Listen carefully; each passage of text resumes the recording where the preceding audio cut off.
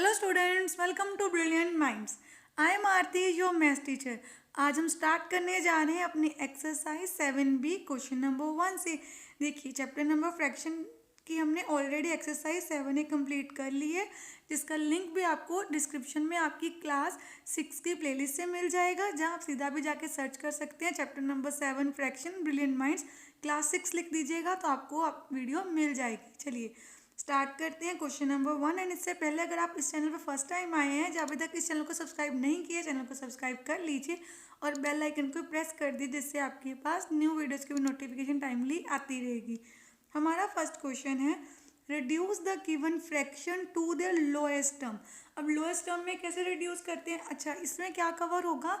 एक तो हम ये टॉपिक करेंगे साथ में, जैसे जो कटिंग करनी होती है, कुछ स्टूडेंट्स को किस में डिफिकल्टी होती है, कटिंग कैसे करते हैं, तो वो कंसेप्ट भी आपका यहाँ पे क्लियर हो जाएगा। देखिए, सबसे पहले क्या करना होता है, हमें देखना है, हमें इसको लोएस्ट टर्म में रिड्यूस करना है। वो क्या होता है कि अगर ये फ्रैक्शन के दोनों नंबर न्यूमरेटर एंड डिनोमिनेटर अगर किसी टेबल पे जाते हैं तो हमें उसको उस टेबल पे कट करना है। जैसे हमें पता है 8 एंड 10 2 के टेबल में आते हैं, तो इसकी हम कटिंग कर सकते हैं। 2 4 ज़ा 8 होता है, 2 5 ज़ा 5 और 4 किसी भी टेबल में नहीं जाते। तो ये आ गया आपका आंसर 4/5। ये आपकी फ्रैक्शन रिड्यूस हो गई टू द लोएस्ट टर्म। इससे आगे इसको हम कट अप नहीं कर सकते।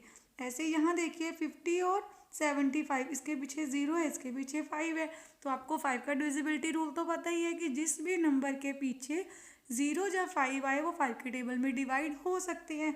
तो इसकी कटिंग करते हैं। अब देखिए, जैसे कुछ स्टूडेंट्स को कटिंग करना ही नहीं आता, तो वो कैसे सीखनी है?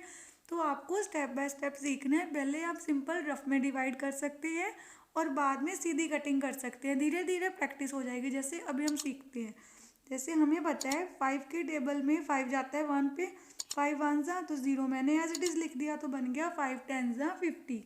देन अब नीचे वाले नंबर को कट करना है ना, इसको समझना है आपने अच्छे से।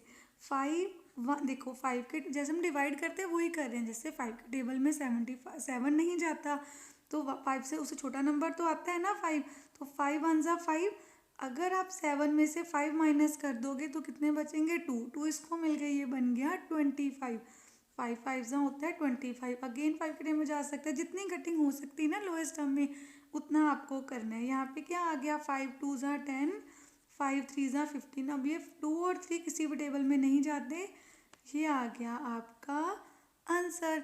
अब देखिए, इसको कट करना है जो टेबल आपकी माइंड में आ रहा है। देखिए, सबसे पहले तो आपको ये देखना होता है कोई नंबर 2 के टेबल में जाता है। जैसे 8 जा सकता है, पर 1 एक ओड नंबर है, वो 2 के टेबल में डिवाइड नहीं होगा। देन हम देखेंगे 3। और 3 का आपको क्या करना है, अगर आपको कटिंग अच्छे से लर्न करनी है, समझना है ये कंसेप्ट कटिंग का, तो आपको टेबल्स अच्छे से आने चाहिए। एंड कुछ टेबल्स की तो आपको डिविजिबिलिटी रूल्स भी अच्छे से आने चाहिए। जैसे अगर आपको देखना है ये नंबर, तो आपको पता है 3 के टेबल में जाएगा, 3 6 या 18। अगर आपने टेबल अच्छे से लर्न किए हुए हैं 10 तक, तो आपको ये समझ आ जाएगा। बट अब देखिए, ये बड़ा नंबर है, ये कैसे देखिए, क्योंकि 3 का टेबल तो आपने 10 तक ही लर्न किया, 3 10 ज़ा 30। अब आपको क्या पता है 81 जाता है कि नहीं, तो हम कैसे सीखेंगे? डिविजिबिलिटी रूल से। डिविजिबिलिटी रूल क्या कहता है 3 का, कि अगर हम डिजिट्स के जो हमारे पास नंबर है उसके डिजिट्स को प्लस कर लें। जैसे 8 + 1 9, तो 9 3 के टेबल में जाता है, तो 18 भी जाएगा। ऐसे ही 8 + 1 9, तो 9 3 के टेबल में जाता है, तो 81 भी जाएगा, ऐसे करके। तो देखिए, ये तो आप सबको पता है, तो यहाँ लिख देते हैं 3 6 जहाँ 18। अब इसकी भी कटिंग करनी है। 3 के टेबल में 8 तो आता ही नहीं है, उससे छोटा नंबर होता है 6, तो 3 2 जहाँ होता है 6, तो मैंने 2 लिखना है। 3 6 जहाँ 3 2 जहाँ 6, आपके कितने बच गए? यहाँ से 8 में 6 गए 2, तो इसको कैरी मिल गई, 21 बन गया 21। तो 3 7 जहाँ होता है 21। फिर से 3 के टेबल में जा सकता है, 3 2 जहाँ 3 9 जहाँ 27। तो आपका आंसर आ गया 2/9। तो आपने बहुत ध्यान से देखना है। देखिए, अगर आपको यहाँ डिफ़िकल्टी लगती है ना 81 को कैसे डिवाइड किया मैम ने सीधा, तो देखिए मैंने ऐसे किया, आपके पास 3 था ना, तो कटिंग आपने प्रैक्टिस करनी है। आप जितनी प्रैक्टिस करोगे, जैसे मैं करती हूँ सीधे कटिंग, आपको भी ऐसे आ जाएगी, कोई भी डिफ़िकल्ट नहीं है।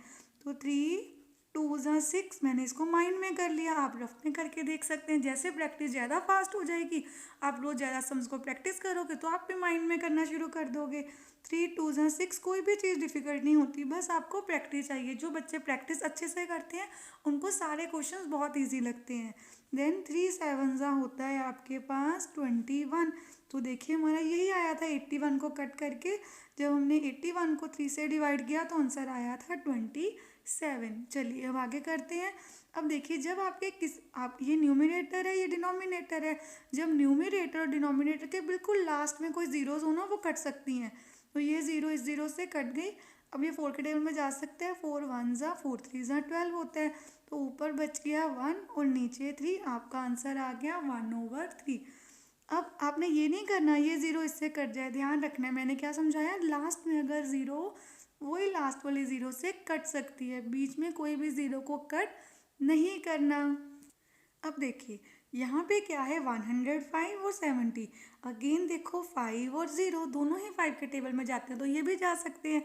तो हम डायरेक्ट कटिंग सीखते हैं। जितनी प्रैक्टिस करोगे ना डायरेक्ट कटिंग की, ऑरली माइंड में करना, उतनी ही आपकी प्रैक्टिस ज़्यादा हो जाएगी। देखिए अब 5 के टेबल में 10 जाता है ना, 5 × 2 = तो 2 लिख देते हैं। 5 × 2 = 10, 5 × 1 = 5, तो कटिंग करके आ गया 21। कटिंग करने का मतलब होता है कि मैंने 105 को 5 से डिवाइड करके देखा, बस मेंटली कर लिया, हमने करके नहीं देखा रफ में। ऐसे इसको करते हैं। 5 के टेबल में 7 तो जाएगा नहीं, तो 5 × 1 = 5 कर दिया, बाकी बच गया 2, वो इसको मिल गया, ये बन गया 20। 5 × 4 = 20। अब 21 और 14, देखो मैं दोबारा लिख देती हूँ यहाँ पे 21 और 14, ये बचा ना। अब भी ये लोवेस्ट टर्म नहीं है हमारी, क्योंकि हमने देखना है क्या ये नंबर भी किसी टेबल में जा सकता है। तो यस, ये दोनों ही 7 के टेबल में जाते हैं। तो 7 × 3 = 7 × 2 = तो आपका आंसर आया 3/2। और अगर आप चाहें तो जैसे हमारे पास 3/2 आया है, ऊपर न्यूमरेटर ग्रेटर है, तो आप इसको मिक्स फ्रैक्शन में कन्वर्ट कर सकते हैं, बट ये ऐसे ही लिख दोगे तो ठीक है, क्योंकि हमें रिड्यूस ही करना था लोएस्ट टर्म में। चलिए अब हम करते हैं question number 2, and I hope सारे स्टूडेंट्स को क्वेश्चन नंबर 1 अच्छे से क्लियर हो गया। वीडियो को एक लाइक ज़रूर कर दीजिएगा। चलिए करते हैं question number 2 start. State whether true और फॉल्स। अब हमें बताना है कि हमारी जो स्टेटमेंट नीचे दी गई हैं वो ट्रू है या फॉल्स। इट मीन्स आप देखिए सबसे पहले साइन कौन सा दिया है आपको, =2 का मतलब आपको वो कह रहे हैं क्वेश्चन में कि 2/5 10/15 के इक्वल है। तो अब हमें कैसे पता होगा ये इक्वल है, कैसे देखें, कटिंग करके। जैसे ये देखो 2/5 किसी और टेबल में नहीं जा सकते ना, तो ये लोएस्ट टर्म है, इसके आगे और कटिंग नहीं हो सकती। बट 10 और 15 तो 5 के टेबल में आते हैं, तो इसको हम 5 के टेबल में कट करके देखते हैं।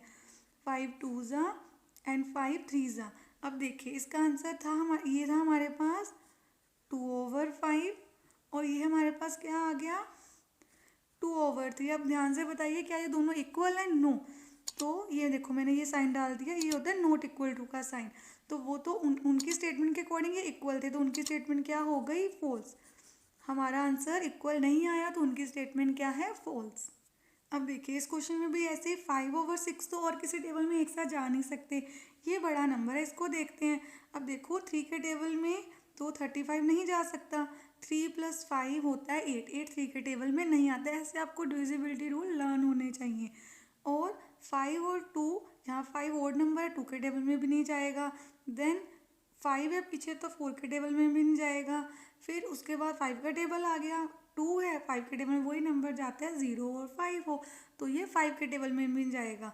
फिर हम 6 देख लें, अगेन 6 के टेबल में 35 नहीं आता, अब आ जाता है 7 का टेबल। ऐसे आपको देखना है। बट आपको भी लग रहा होगा बहुत लेंथी है कि हमें सारे टेबल बार बार देखने पड़ रहे हैं, बट जब आपकी प्रैक्टिस हो जाएगी ना क्वेश्चंस में बहुत ज़्यादा, तो आपको बिल्कुल भी डिफ़िकल्ट नहीं लगेगा, बस आपको प्रैक्टिस करनी है। तो यहाँ हम क्या करें, सबसे पहले इसको क्या कर देते हैं, 7 से डिवाइड। 7 के टेबल में ये कितने पे आता है, 5 पे, 7 × 5 = और 7 × 6 ये आ गया आपके पास 5/6, और ये भी आपके पास क्या था 5/6। तो ये स्टेटमेंट क्या हो गई हमारी, ट्रू। चलिए ये तो अब उन्होंने बोला 5/4 और दूसरी साइड लिख दिया 4/5, ये सेम है ही नहीं, तो ये भी स्टेटमेंट क्या है, फॉल्स, क्योंकि एक में 5 ऊपर है और दूसरे में 4 ऊपर है, तो ये स्टेटमेंट फॉल्स है। पहले आपको इसको सॉल्व करना होगा। चलिए इसको सॉल्व करते हैं। 7 आपको पता है ना, मिक्स फ्रैक्शन को हम इम्प्रॉपर में कैसे लिखते हैं, पहले नीचे वाले को ऊपर से मल्टीप्लाई, 7 1 ज़ा 7 प्लस 1 तो आ गया 8/7। अब देखिए ध्यान से, इसको हम कैसे सीधा बताएंगे कि इक्वल है कि नहीं, थोड़ा हमें सॉल्व करना होगा। 7/9 एंड दूसरा नंबर है हमारे पास 8/7। क्वेश्चन में तो उन्होंने इक्वल दिया है, बट ये दोनों ही स्टेटमेंट इक्वल नहीं है। बट हम सीधा नहीं बता सकते होते अगर किसी स्टेटमेंट के बारे में, ये तो हमें देख के पता चल रहा है कि ये स्टेटमेंट इक्वल नहीं है। आगे जाके हम ऐसे सारे क्वेश्चंस करेंगे जब हमें पूछा जाएगा विच fraction is greater, which fraction is smaller, तो हमें सॉल्व करके बताना होगा। पर मैं आपको छोटी सी ट्रिक यहाँ पे भी बता देती हूँ कि कैसे हम बता सकते हैं कि इक्वल नहीं है। अगर हमें आ जाए कि शो करके दिखाओ, तो देखिए क्या करना होता है, सिंपल सा एक मेथड है कि आपको क्या कर देना है, ये नंबर एज इट इज़ रखना है और यहाँ पे सपोज मेरे पास मैंने यहाँ पे कोई सिंबल नहीं है, ऐसे एक बॉक्स बना दिया कि बताने के लिए ग्रेटर है कि नहीं। 8 भी यहाँ पे रहेगा, 7 इसके साथ जाके मल्टीप्लाई हो जाएगा और 9 इधर जाके मल्टीप्लाई हो जाएगा। तो ये आ गया 7 7 ज़ा 49 और यहाँ पे आ गया 8 9 ज़ा 72। तो देखिए ये स्टेटमेंट, ये नंबर इससे बड़ा है, इक्वल नहीं है। तो ये दोनों भी फ्रैक्शंस इक्वल नहीं है, ये स्टेटमेंट भी क्या है, फॉल्स। आपको ऐसे सॉल्व नहीं करना, मैंने एक फर्दर आपको एक्स्ट्रा यहाँ पे सम बताया जो आगे जाके हमारे सम्स में यूज़ होगा। यहाँ पे हमें नहीं करना, वो देख के पता चल रहा है कि ये 7/9 है और ये 8/7 है, ये फ्रैक्शंस इक्वल नहीं हो सकती। चलिए अब इसको सॉल्व करते हैं। 7 1 ज़ा 7 प्लस 1 तो ये आपके पास आ गया अगेन 8/7। तो आप देख के बता सकते हो कि 9/7 नॉट इक्वल टू 8/7। डिनोमिनेटर अगर सेम है तो ऊपर देख लो 9 बड़ा है कि 8, 9 बड़ा नंबर है तो वो 9, ये वाली फ्रैक्शन ग्रेटर है, इक्वल नहीं है। तो ये स्टेटमेंट भी आपकी क्या हो गई, फॉल्स। अब देखिए question number 3, which fraction is greater, हमें बताना है इनमें से कौन सी फ्रैक्शन ग्रेटर है। तो कैसे बताएंगे, अभी अभी मैंने आपको समझाया दो मेथड होते हैं। एक होता है कि हम डिनोमिनेटर्स को सेम कर लें बाय टेकिंग एलसीएम, इनका एलसीएम लेके डिनोमिनेटर को सेम बनाएंगे और फिर नई फ्रैक्शन बनेंगी, हम दोनों फ्रैक्शंस को कंपेयर करेंगे कौन सी बड़ी है कौन छोटी। दूसरा मेथड होता है कि हम सीधा क्रॉस मल्टीप्लाई कर दें। तो मैं आपको यहाँ पे क्रॉस मल्टीप्लिकेशन सिखा रही हूँ, आपको ईजी लगेगा, बाद में हम वो वाला मेथड भी सीखेंगे। अब हमें क्या करना है, देखिए मैंने एक बॉक्स का साइन बना दिया। बॉक्स का साइन क्या रिप्रेजेंट कर रहा है कि हम यहाँ पे अपना सिंबल बना देंगे ग्रेटर और लेस देन का। चलिए अब सबसे पहले क्या करना है, मैंने आपको क्या सिखाया, ये नंबर एज इट इज़ रहेगा, ये इसके पास ऊपर जाके मल्टीप्लाई होगा तो 3 को ऊपर ले जाते हैं, अब नीचे कुछ नहीं रहेगा और 5 इस साइड जाके करना है। ये बस ध्यान देना है आपने, इसको ऊपर ही रखना और इधर भी, इनको चेंज नहीं करना। तो 3 3 आपके पास क्या आ गया, यहाँ पे हम लिख देते हैं 3 3 ज़ा 9 और यहाँ पे आ गया 2 5 ज़ा 10। अब देखिए 9 और 10 में से हम इजीली बता सकते हैं कि 10 बड़ा है। अगर 10 बड़ा है तो इस साइड आया ना हमारा ये ग्रेटर देन का साइन, तो फ्रैक्शन भी यही वाली बड़ी होगी। तो इन दोनों में से विच फ्रैक्शन इज ग्रेटर, तो आप साइन बना दोगे इसकी तरफ और इसको लिख दोगे कि 2/3 इज ग्रेटर देन 3/5। चलिए अब ये करते हैं, सेम करना है 5/9। यहाँ बॉक्स बना देते हैं जिसमें हम साइन बना देंगे, 5 एज इट इज़। देखिए ध्यान से, 5 को कहीं नहीं लेके जाना और 3 को भी कहीं नहीं लेके जाना, 9 जाके उसके साथ मल्टीप्लाई कर दिया। तो 5 4 ज़ा 20, 3 9 ज़ा 27। अगेन ये बड़ा है तो ये फ्रैक्शन भी बड़ी है, तो 3/4 इज ग्रेटर, ये वाली फ्रैक्शन क्या है आपकी, ग्रेटर फ्रैक्शन। ऐसे यहाँ पे भी करना है, 11 को 35 से मल्टीप्लाई कर देंगे और यहाँ पे 26 को 14 से। अब इनको मल्टीप्लाई करके हमारे पास आ गया इतना, इसको भी मल्टीप्लाई कर लेते हैं। अब हमारे पास आ गया 364।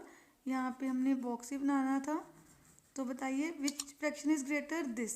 तो इसकी तरफ है ना 85 बड़ा 385, it means 11/14 is greater fraction than the other one.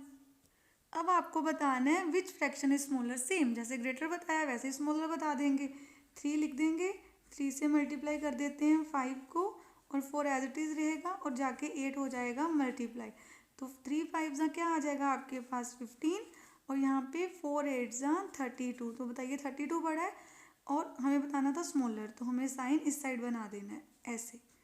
तो 15 स्मॉलर है तो 3/8 इज स्मॉलर फ्रैक्शन, तो इसके आगे लिख दोगे ये है आपकी स्मॉलर फ्रैक्शन। आई होप आपको यहाँ तक अच्छे से क्लियर हो रहा है। चलिए 8 × 7 4 इंटू 15। अब यहाँ पे क्या करना है, अगेन वही किया ना मैंने, यहाँ मल्टीप्लाई, इसको इधर मल्टीप्लाई, तो 8 7 ज़ा हो गया 56, 15 4 ज़ा 60। तो ये फ्रैक्शन स्मॉलर है, तो आपका आंसर आ गया 8/15 इज स्मॉलर फ्रैक्शन। हमने पूरा लिख देना है यहाँ पे।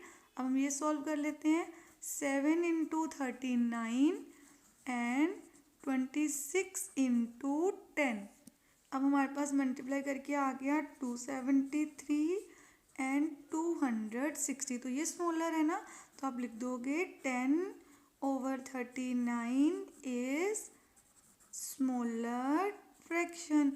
एंड आई होप आपको यहाँ तक अच्छे से कंसेप्ट क्लियर हो गया है कि कैसे हमने स्मॉलर, ग्रेटर, फ्रैक्शन और कटिंग कैसे करनी। सबसे इंपॉर्टेंट कंसेप्ट है कटिंग को सीखना, वो भी आपको यहाँ तक अच्छे से क्लियर हो गया होगा। आज हमने एक्सरसाइज 7B के क्वेश्चन नंबर 1 to 4 अच्छे से कंप्लीट कर लिए हैं। नेक्स्ट वीडियो में क्वेश्चन नंबर 5 से स्टार्ट करेंगे।